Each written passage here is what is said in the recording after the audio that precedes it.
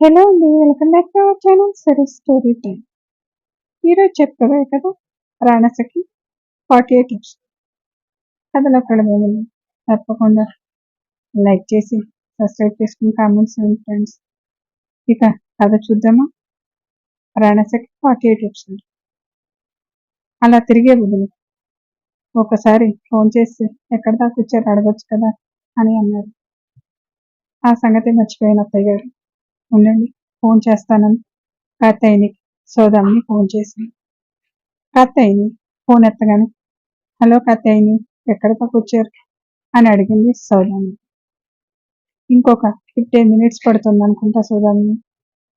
Okay నిదానంగా రండి అని చెప్పి ఫోన్ పెట్టేసి ఇంకొక 15 నిమిషాల్లో వస్తారంట అత్తయ్య గారు. ఇప్పుడు నువ్వు చూసే పని లేదు కదా వచ్చి కూర్చో అన్నారు. మీరు అవనికి సపోర్ట్ చేస్తారనే కోపం తప్పితే మీరంటే నాకు ఎప్పుడు కోపం లేదు అని మనసులో అనుకుని అత్తయ్య గారు మీరు టీ తాగారా అని అడిగింది. ఇందాక సీతాలు ఇచ్చిందిలే సోదాన్ని అన్నారు జానకమ్మ గారు. వాళ్ళకి చాలా బిజినెస్లు ఉన్నాయి అత్తయ్య గారు. అసలు సిరికి ముందే వాళ్ళ అమ్మాయిని మన రిషికి ఇవ్వాలని అనుకున్నారు. రిషి సిరిని ప్రేమించడంతో తను చాలా అప్సెట్ అయ్యింది. మొన్న ఫోన్ చేసినప్పుడు కూడా మీ కోడలు లేదు కదా ఇప్పుడేనా నా కూతురు మీ కోడలుగా చేసుకోవచ్చు కదా సౌదామిని అని అడిగింది. అదేంటి సౌదామిని మన రిషికి పెళ్ళిందని చెప్పలేదా? అలా అడుగుతారేంటి అత్తయ్య గారు? నేను చెప్పకపోతే ఇంటికి వస్తే తెలియదా ఏంటి? అయితే మన రిషికి పెళ్ళిందని తెలిసే తన కూతురు తీసుకొని వస్తుందన్నమాట. అదేంటి అత్తయ్య గారు రిషికి పెళ్ళైతే వాళ్ళు వస్తే ఏమవుతుంది? ఇప్పుడు నేనేమి అనలేదు కదా సౌదామిని అన్నారు జానకమ్మ గారు. వీళ్ళు ఇలా మాట్లాడుకుంటూనే ఉన్నారు. బయట కారు వచ్చిన సౌండ్ అయింది. అదిగో మీ ఫ్రెండ్ వచ్చినట్లుంది వెళ్ళి తీసుకురా అని చెప్పారు. సౌదామిని ఆనందంగా బయటికి వెళ్ళింది. కాత్తయ్యని కారుది సౌదామిని చూసి నవ్వుతూ హాయి సౌదామిని దగ్గరకు వచ్చి హక్ చేసుకొని మా కోసం వెయిట్ చేస్తున్నావా అని అడిగింది. అదేం లేదులే కాత్తయ్యని ఎంతకు నా ఇంటికి రాబోయే కోడలు ఎక్కడ అని అడిగింది. బేబీ అంటూ పిలిచింది కాత్తయ్యని.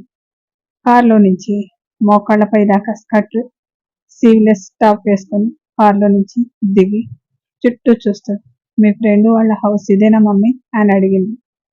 అవును బేబీ అని తను మా ఫ్రెండ్ సౌదామిని తనే నా బేబీ ఆయిష్ అని పరిచయం చేసింది. ఆయిష్ తన కళ్ళకున్న గ్లాసెస్ తీసి హాయ్ అంది. నువ్వు చెప్తుంటే ఏంటో అనుకున్న కత్తయ్యని మీ అమ్మాయి చాలా అందంగా ఉంది. మా రిషికి సరిగ్గా సరిపోతుంది. ఏంటి మామ్ ఆంటీ ఏదో అంటున్నారు? అదేం లేదులే బేబీ లోపలికి వెళ్దామా అని అడిగింది.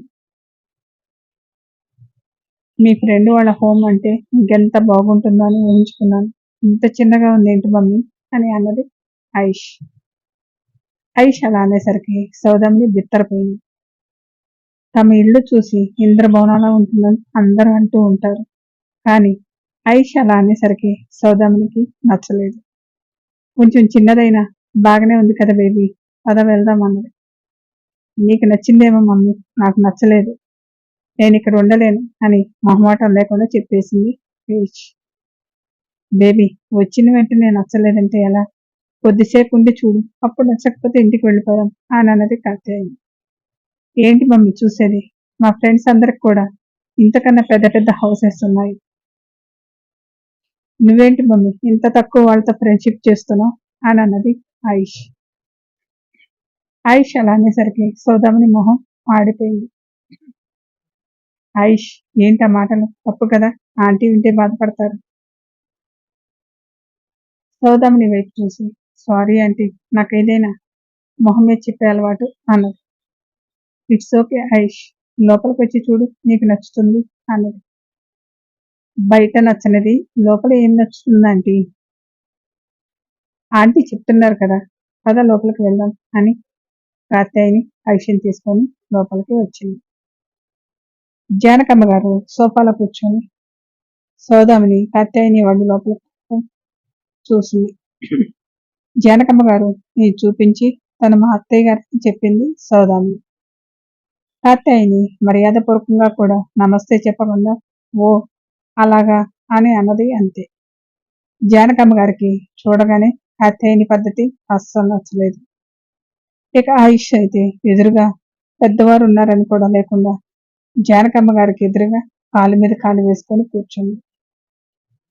ఆయుష్ అలా కూర్చోవటం వల్ల స్కర్ట్ మోకాళ్ళ పైకి పోయింది. జానకమ్మ గారికి అలా చూడగానే చండాలంగా అనిపించి, ఏంటమ్మా కింద ప్యాంటు వేసుకోవటం మర్చిపోయావా అని అడిగారు.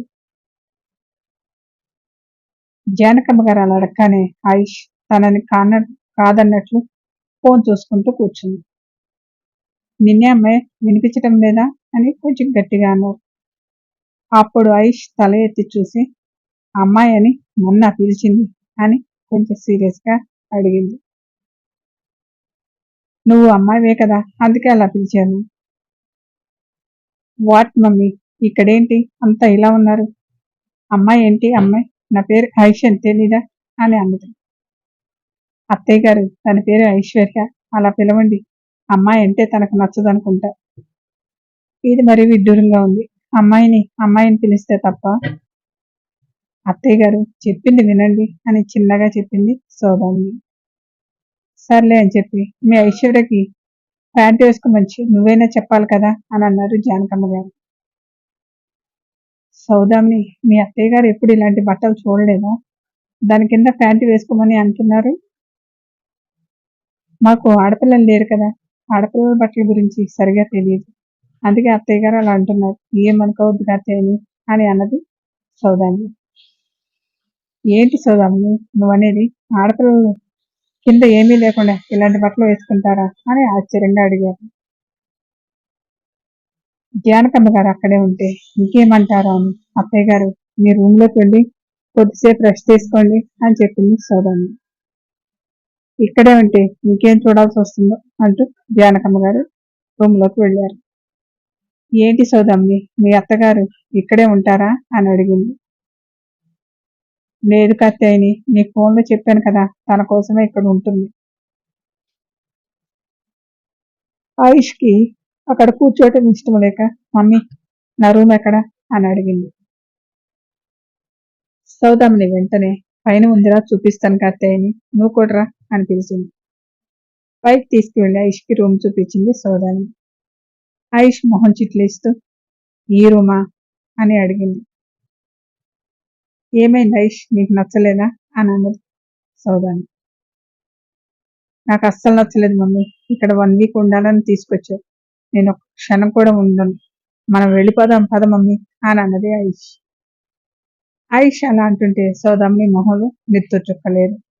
ఇన్ని రోజులు తనే ధనవంతురాలని అనుకుంది, కానీ ఆయుష్ మాటలు చూస్తుంటే తను వాళ్ళ కింద పనిచేసే వాళ్ళలాగా ఉన్నట్లు అనిపించింది.